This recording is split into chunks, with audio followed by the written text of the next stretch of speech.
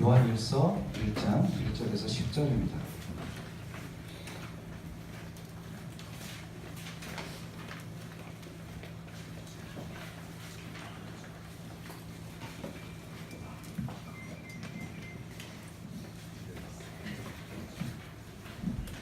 요한일서 1장 1절에서 10절.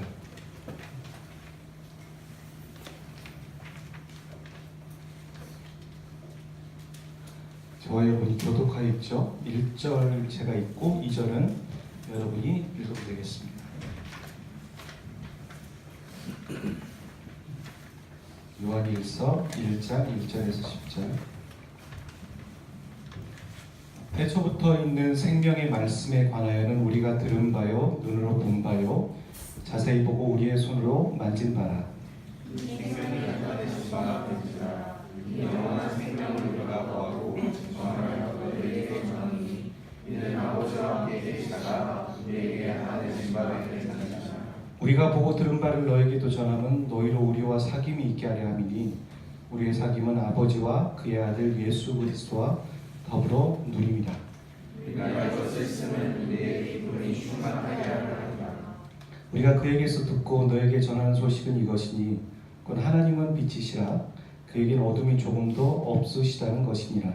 아니 우리가 하나님과 사귐이 있다 하고 너희는 거짓말을 하고 진리를 행하지 않으면 그가 빛 가운데 계신 것 같이 우리도 빛 가운데 가면 우리가 서로 사귐이 있고 그 아들 예수의 피가 우리를 모든 죄에서 깨끗하게 하실 것이요. 만일 우리가 죄와 병을 죽이고 만일 우리가 우리의 죄를 자백하면 그는 미쁘시고 의로우사 우리 죄를 사하시며 우리를 모든 불의에서 깨끗하게 하실 것이요. 만일 우리가 범죄하지 않으려다 하면 하나님의 거짓말할 대로 만드는 것이니 또한 그의 말씀이 우리에게 되지 않으며. 아멘. 세계 3대 거짓말이 있다고 합니다. 정확하진 않겠지만 연세 많으신 분이 아유 그냥 빨리 죽어야지 하는 게 거짓말이고, 두 번째 거짓말은 결혼하지 못한 노처녀가 나 결혼 안 해 하는 말이 거짓말이고, 마지막으로는 목사가 설교를 짧게 해야지 하는 게 거짓말이라고 얘기합니다. 한번 믿어주십시오. 오늘은 되지 않습니다. 제가 이 요한일서를 강해를 한 적이 있습니다. 아마 여름 수련회를 갔다 와서로 기억합니다. 근데 다시 요한일서를 여러분에게 어쩌면 고별 설교지 않습니까? 고별 설교로 딱 열고 여러분과 나누고자 하는 이유는 두 가지입니다. 일단은 매일 성경의 본문이 지금 요한일서로 가고 있기 때문에 하는 게 좋겠다 생각했고, 그 전에도 말씀드렸던 것 같은데 하나님이 우리에게 주시는 말씀이 어찌 보면 참 이 매일 성경의 본문을 똑같이 따라가고 있다. 이게 꼭 매일 성경이어야만 하는 건 아니고 생명의 삶에서 매일 성경으로 교회가 본문이 바뀌면서 책이 바뀌었지만 우연한 건지 모르겠는데 그 일들이 똑같이 이렇게 하나님께서 조명하시고 말씀을 통해 우리에게 말씀하고 계시다는 것이 명확하여서 여러분과 요한일서의 1장을 함께 나누게 되었습니다. 우리는 성경을 읽을 때 이 성경을 쓰여진 동기나 그 성경이 쓰여졌을 때 그 당시에 그 수신자들의 상황들을 이해해야지만 그 성경의 각 본문을 이해할 수 있습니다. 이 요한일서의 수신자들은 어떤 상황이었냐면 이 편지의 내용을 정확히 그 의도를 정확히야 다 우리가 알 수는 없지만 이 수신자들은 이 다른 복음, 그러니까 이단의 공격들을 항상 받고 있었던 사람들이었습니다. 그러니까 서신서에 당시 초기 1세기, 2세기의 기독교인들은 그냥 건강하게 신앙생활을 하고 아무런 그 핍박 없이 살아가는 것이 아니라 외부의 핍박도 있었지만 내부적인 핍박도 있었고 또한 신앙적인 도전들이 항상 있었던 것이죠. 그 중에 하나가 바로 이단이었고, 다른 복음이라고도 얘기하며 많은 학자들이 같은 의견을 모으는 것은 영지주의라는 것입니다. 여튼 이들은 이단들의 공격을 받고 있었고, 그리고 이미 공격을 받고 어느 정도 승리를 거두었습니다. 그래서 이 요한일서 후반부에 보면 우리 중에 어떤 사람이 나갔다라고 얘기하는 걸 보면 내부적으로 어떤 문제들이 있었고 그 문제들을 해결했다는 거죠. 해결해서 이 공동체 안에는 나름대로의 승리를 쟁취한 겁니다.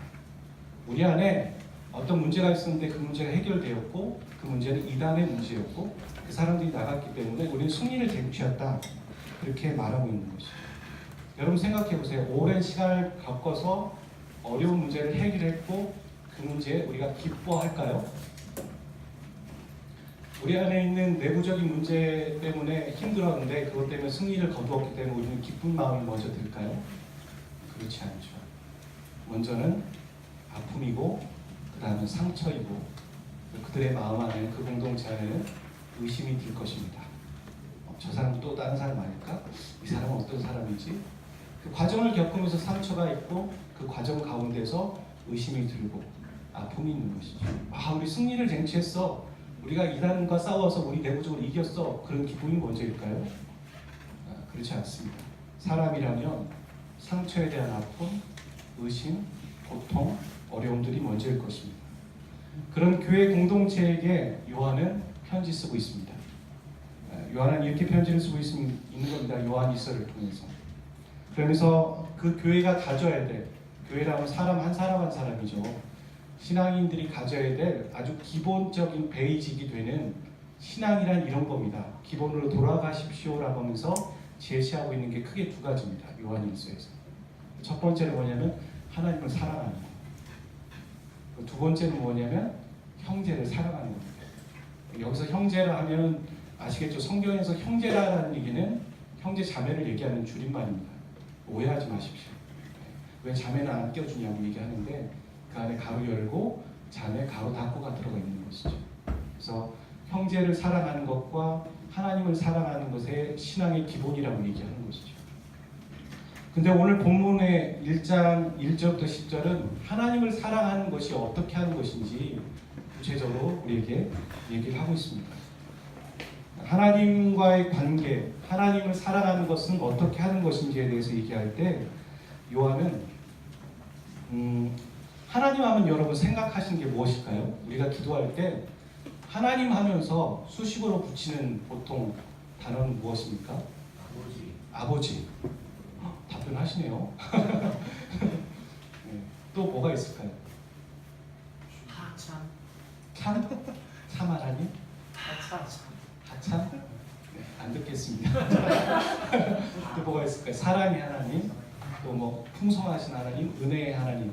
보통 우리에게서 나오는 대부분의 기도할 때에 대표 기도할 때는 우리가 개인이 기도할 때 수식어는 거기 안에서 맴돌거나 좀 더 다르게 나올 수도 있을 것 같습니다. 근데 요한은 그 부분을 지적하는 거예요. 하나님을 얘기할 때 가장 잊지 말고 기억해야 되고 하나님을 얘기할 때 시작해야 될 건 하나님은 빛이시다라는 걸 잊지 말라는 것이죠. 여러분 되게 좀 낯설지 않습니까? 의외이지 않습니까? 하나님이 빛이라는 얘기는 무슨 얘기일까요? 하나님이 어둠을 싫어한다는 얘기입니다. 우리가 하나님은 사랑입니다. 틀린 말 아니죠. 정말 우리 안에 하나님의 속성을 얘기할 때 분명히 하나님의 사랑이시다는 걸 말해야 되고 그것들을 드러내는 것을 우리의 삶으로 해야 됩니다. 하지만 같이 신앙의 초신자인 사람들이나 또 신앙을 갖는 어린 아이들이라든가 아니면 믿지 않는 사람들이 보았을 때 오해 갖지 않도록 해야 합니다. 하나님은 사랑이시야, 하나님은 용서의 하나님이시야. 그러면 무슨 생각을 합니까? 하나님 다 받아주기만 하고 다 사랑만 해주시고 우리가 잘못하면 그냥 덮어주기만 하고 그런 분이라고 생각하죠. 그리스도인들에 대한 얘기를 할 때 이렇게 비아냥거리면서 하는 댓글들을 이렇게 보면 무슨 얘기를 하냐면 너희들은 죄를 지으면 하나님께 용서만 구하면 다 해결되는 거지 라고 얘기하면서 또 그리고 또 죄를 저지르지 이렇게 말하는 것이죠. 어찌 보면 우리가 그들에게 그렇게 비춰지지 않았는지 조심스럽게 생각해 봐야 합니다. 하나님은 빛이시라는 말은 하나님이 어둠을 싫어한다는 얘기고 하나님은 항상 용서만 하고 용납만 하는 것이 아니라 분명히 하나님은 우리를 위해서 오시긴 하셨지만 그 죄를 심판하기 위해 오셨다는 거죠. 하나님은 사단을 심판하기 위해 오셨다는 얘기입니다. 이것을 균형 맞춰가지 않으면 우리는 잘못된 신앙에 빠질 수도 있는 것이죠. 그것을 다 포함한 단어가 하나님은 빛이시다라는 말입니다. 하나님 빛이시기 때문에 우리 안에 있는 죄를 드러내셨죠. 여러분, 예배를 드리는데 우리 안에 항상 기쁨과 항상 평안만 있을까요? 아니에요. 어떤 사람은 그런 얘기를 했습니다. 하나님의 말씀을 들으면 우리 마음이 불편한 거라고. 틀린 말 아닙니다. 하나님의 말씀이 우리 안에 빛으로 선포될 때 우리 안에 있는 어둠들이 드러나므로 우리의 마음은 항상 요동치고 흔들릴 수밖에 없는 겁니다. 그리고 그것이 해결되었을 때 평안함이 있는 것이고 자유함이 있을 수는 있겠지만 그런 거 없이 그냥 평안함만 있고 자유함만 있어요? 그렇게 말할 수 없는 거죠. 어찌 보면 요한은 지금 그 얘기를 하고 있는 겁니다. 그것을 다 아우를 수 있는 단어는 바로 하나님은 빛이시다. 그렇게 말해야 된다는 거죠. 그 얘기를 하고 있는 겁니다. 그 빛이신 하나님을 대할 때 우리가 기본적으로 가져야 되는 자세를 요한은 지금 1절, 2절, 3절에서 말하고 있습니다. 1절을 한번 읽어주시겠습니까? 1절부터 3절까지 한번 같이 읽어보죠. 시작. 우리가 들은 바요 눈으로 본 바요 자세히 보고 우리의 손으로 만진 바라 이 생명이 나타내신가 된지라 이 영원한 생명을 너희가 하고 증거하여 너희에게 전하노니 이는 아버지와 함께 계시다가 우리에게 나타내신 바 된 것이라 우리가 보고 들은 바를 너희에게 전하며 너희로 우리와 상이 있게 하려 하니 우리의 상은 아버지와 그의 아들 예수 그리스도와 함께 있느니라. 요한이 지금 반복해서 쓰는 단어가 1절에도 나오고 2절에도 나오고 3절에도 나옵니다. 물론 단어상으로 똑같지는 않지만요. 의도한 바가 있습니다. 1절에 보면 마킹하실 수 있는 분을 하셔도 됩니다. 중요한 단어니까요. 우리가 들은 바라 그리고 본 바요 그 다음에 우리의 손으로 만진 바라 이렇게 표현하죠. 그리고 2절에는 우리가 보았고 그리고 3절에는 우리가 보고 들은 바를 이렇게 말합니다. 이것은 요한이 다분히 의도적으로 한 말입니다. 누구 들으라고 할 때 의도적이라는 말을 하죠. 그렇죠? 누구 들으라고 이런 게 있는데 이렇게 얘기하는 것처럼 지금 요한은 그렇게 누구 들으라고 하는 말입니다. 그리고 누가 하는 말과 정면으로 대치하면서 하는 말인 거죠. 지금 요한은 그 당시에 있는 이단들이 갖고 있었던 잘못된 신학과 잘못된 신앙에 대해서 정면으로 대치하면서 하는 말입니다. 그게 지금 이 말인 거죠. 그 당시에 이단들이 대표적인 게 영지주의라고 제가 말씀드렸습니다. 영지주의자들이 갖고 있는 대표적인 것은 지식을 숭배하는 겁니다. 우리가 하나님을 안다라고 얘기할 때 그것은 정보를 아는 것이고 학식을 배운다라고 생각하는 거죠. 그리고 그 지식 숭배 사상들을 갖고 있는 사람들이 생각하기에 영적인 건 거룩한 거고 영적이지 않은 육적인 것은 거룩하지 않다라고 구분지어서 봤던 것이죠. 우리도 예전에 그랬었습니다. 목회자를 하는 건 대단한 일이고 직장을 다니는 건 별거 아니다. 그래서 하나님의 일을 하려면 직장을 다 그만두고 신학을 공부하는 게 하나님 일이라고 보았습니다. 그게 대표적으로 영지주의적인 사상에서 할 수 있는 일입니다. 꼭 신학 공부를 하고 목회자가 되어야지만 하나님 일을 하는 게 아닙니다. 우리는 직장에서 그곳에서도 하나님의 일을 할 수 있습니다. 하나님의 일은 꼭 교회에서만 하는 일이 아니기 때문입니다. 아멘이십니까? 우리가 직장에서도 우리가 거룩한 일들을 그 직장이 우리에게 부여한 일들을 하면서 영혼들을 보살필 수도 있는 것이고 우리가 그 재정을 벌면서 그 일들을 거룩하게 쓰면서도 하나님의 일을 할 수도 있는 것입니다. 얼마든지 할 수 있는 것이죠. 근데 영지주의는 그렇게 항상 구분지었고 또한 지식을 숭배하는 것이 마치 영적인 일을 하고 그것이 다인 것처럼 생각한 것이죠. 그것을 정면으로 대치하는 게 바로 이 요한이 말하고 있는 겁니다. 반면에 성경은 뭐라고 합니까? 하나님을 안다라는 것은 정보를 아는 것이 아니라 삶과 부딪히는 거고 인격과 인격이 부딪히는 것이고 만남을 갖는 것, 체험하는 것 그것까지 갔을 때 그것이 하나님을 아는 것이라고 말하는 거죠. 분명히 성경이 말하는 아는 것과 또 이 영지주의가 이단들이 말하는 아는 것은 달랐습니다. 근데 이 당시에 있는 교회 안에 있는 사람들 중에는 그것이 아는 거인 것처럼 살아가고 있었던 것이죠. 여러분, 신학이라는 건 매우 중요합니다. 우리가 갖고 있는 신앙이라는 건 이미 건강한 신학에서 나오는 결과물인 거예요. 우리가 그런 행동을 왜 합니까? 우리가 여기 앉아서 왜 예배를 드립니까? 우리가 함께 예배 드릴 때 우리가 각자도 예배 드리지만 두세 사람이 모인 곳에 하나님을 함께 하시고 공동체가 예배 드리는 것을 하나님 기뻐하시고 임재하신다는 걸 알고 있잖아요. 누가 만들어준 겁니까? 그것은 성경에 있는 내용들을 잘 정리해서 건강한 신학으로 여러분이 누구에게부터 전달을 받았고 그것을 알고 있기 때문에 행동으로 나타나는 것이죠. 우리가 신학을 갖고 있는데 삶이 없다라고 말하는데 그렇지 않아요. 삶은 항상 있어요. 여러분, 믿는 사람들이 신앙대로 살지 않는다라는 게 삶이 없다라는 게 아니라 그들도 나름대로의 삶을 갖고 있잖아요. 근데 그 삶이 성경적인 삶과 다르기 때문인 거죠. 우리는 무엇인가 꼭 성경적이지 않더라도 다른 신학이라는 걸 나름대로 갖고 있고 그거에 맞춰서 우리는 삶을 살아가고 있는 존재이거든요.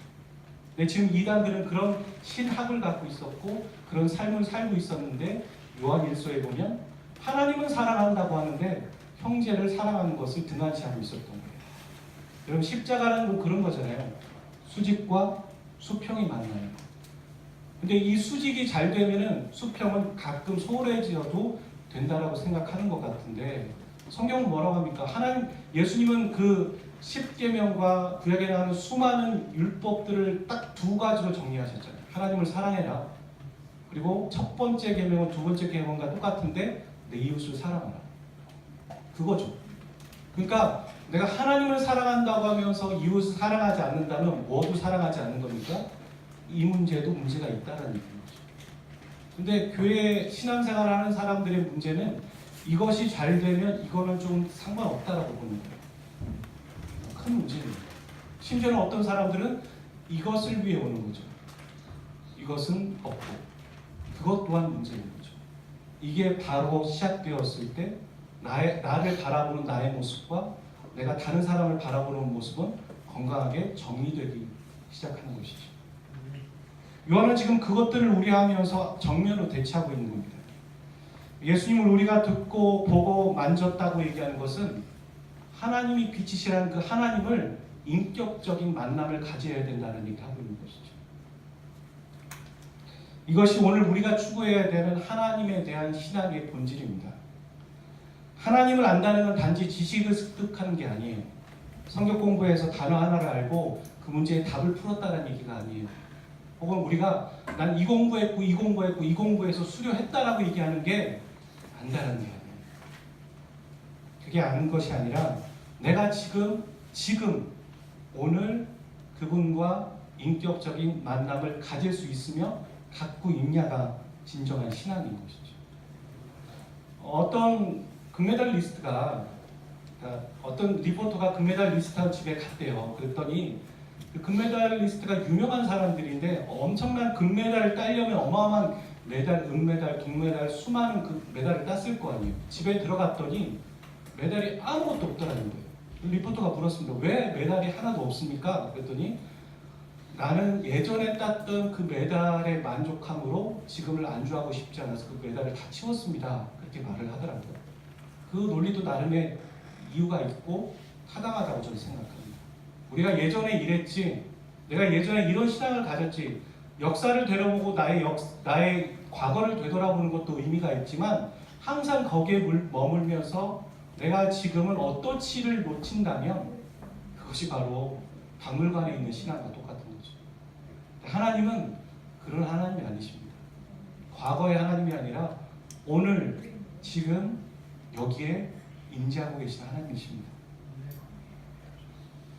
예배 와서도 지식을 배워가는 사람이 있을 수 있습니다. 아, 목사님 저렇게 말씀하셨지. 저거 밑줄 짚고 저거 저렇고 저런 얘기구나. 그래 맞는 얘기인데 그것은 지식입니다.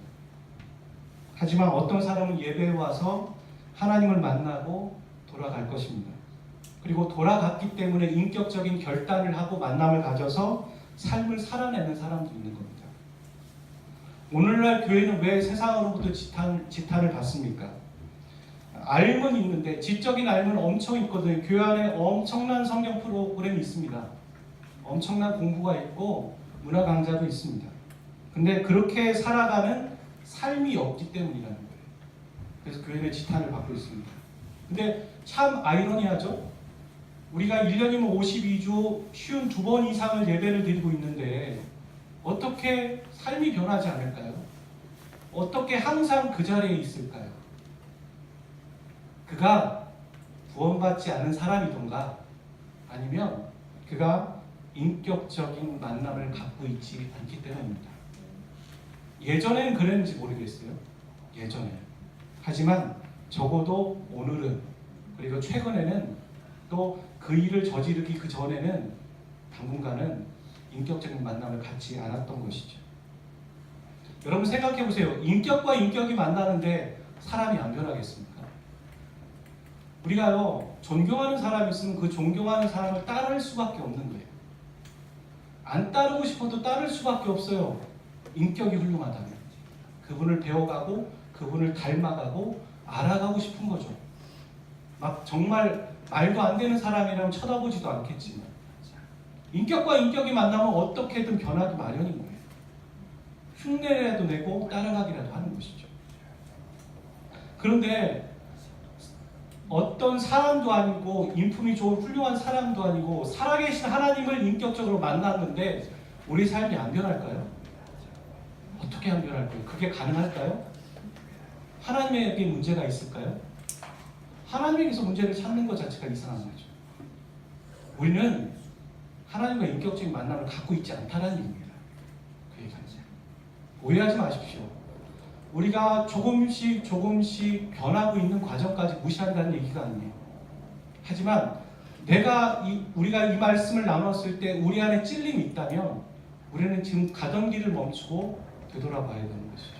내가 지금 정보를 습득하고 있는 건가? 혹은 내가 정말 살아계신 하나님을 인격적으로 매일 만나고 있는 것입니다. 그것이 지금 요한일서가 우리에게 말하는 점검하고자 하는 얘기인 것이죠. 하나님을 인격적으로 대우하십시오. 하나님은 살아계셔서 우리를 인격적으로 대우하시는 분이십니다. 그분을 인격적으로 대우하는 게 우리의 신앙의 사귐의 시작이고 바른 신앙, 건강한 신앙의 시작이라는 것이죠. 여러분 생각해 보세요. 하나님은 사랑이시라고 얘기하고 하나님은 이웃을 사랑하라고 하는데 하나님을 사랑한다고 하면서 난 이웃을 무시하고 있다면 그게 인격적인 만남의 전제를 갖고 있는 행동의 그리스도인들의 모습이냐는 것이죠. 아니라고 지금 요한은 말하고 있는 겁니다. 놀라운 것은요, 이 3절에 보면 그런 얘기가 나옵니다. 우리와 사귐이 있게 하려 함이니. 보셨습니까? 우리가 보고 들은 바를 너에게도 전하면 너희로 우리와 사귐이 있게 하려 함이니. 하나님과의 사랑이 바로 쓰면은 이웃과의 사랑이 자동으로 시작되기 시작한다는 겁니다. 그 얘기가 여기 깔려 있는 거죠. 지금 1장 1절부터 10절까지는 하나님의 사랑을 얘기하고 있는데 여기에 요한은 우리와 사귐이 있게 하려 합니다. 요한은 지금 누구를 얘기하는 겁니까? 요한을 포함한 어떤 공동체와 너희들의 사귐은 당연히 시작된다는 거예요. 하나님과의 바른 사귐입니다. 그러니까 우리는 점검해야 될 게 내가 이웃을 사랑하지 못하고 내 삶이 엉망이라면 그 삶의 엉망인 걸 고치려고 먼저 노력하는 것이 아니라 바른 그리스도인이라면 하나님과의 관계를 바로 점검해야 된다는 거죠. 그게 먼저 시작이라는 거예요. 내가 하나님과 바른 사귐을 갖고 있는가. 바른 사귐은 인격이라는 거예요. 인격적인 만남. 난 하나님을 인격적으로 대우하고 있는가. 그것은 단순합니다. 우리가 어떤 인격을 대우할 때, 대할 때 하는 태도처럼 내가 하나님을 대하고 있냐는 거죠. 반대로 내가 하나님을 대하는 모습을 다른 사람들에게 그대로 할 때 나는 욕먹을지 안 먹을지 보면 알 수 있겠죠. 우리는 필요할 때 하나님을 찾습니다. 우리가 필요할 때, 우리가 좋을 때, 그리고 드문드문입니다. 어떻게 사랑하는 사람끼리 어떻게 그게 드문드문이 가능합니까? 바로 택자 말이죠. 우리가 우리 인생에 하나님이 왕이시고 주인이시고 우리 구원자라고 믿는다면 우리는 그렇게 대우할 수 없습니다. 우리는 지금보다 더 진지한 태도로 하나님을 대할 수 있어야 되는 것입니다. 사랑하는 마하나임 여러분, 하나님이 인격이십니다. 그 인격이신 하나님을 오늘 만나십시오. 그분은 오늘 우리에게 손을 내미시고 우리와 교제하기 원하시는 분이십니다. 우리가 그동안 인격이 아닌 지식과 정보로 하나님을 대하고 있었다면, 혹은 어떤 그 박물관에 있는 모형처럼, 피규어처럼 그렇게 하나님을 대화하고 있지는 않았는지 생각해 보면 좋겠습니다.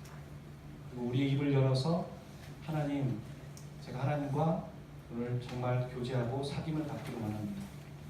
오늘 이 밤부터 또 내일 하루를 시작하는 그 날부터 기도의 자리, 묵상의 자리, 또 그걸 통해서 우리 신앙을 점검해 보시길 바랍니다. 같이 기도하겠습니다.